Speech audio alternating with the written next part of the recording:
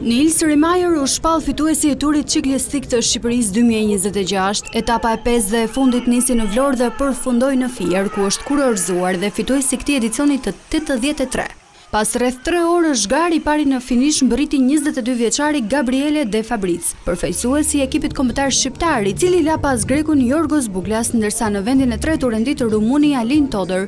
Pas garës vet fituesi u shpreh se ajo ishte emocionuese dhe luftoi për gjatë gjithë kohës.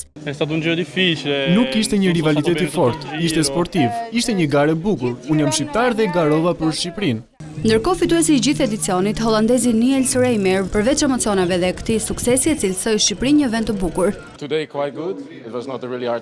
Ishte një ditë e mirë dhe gara mendoj se kaloi me sukses, moti shumë i mirë dhe hera e tretë që e bëj këtë garë dhe shpresoj të kthehem këtu vitin tjetër.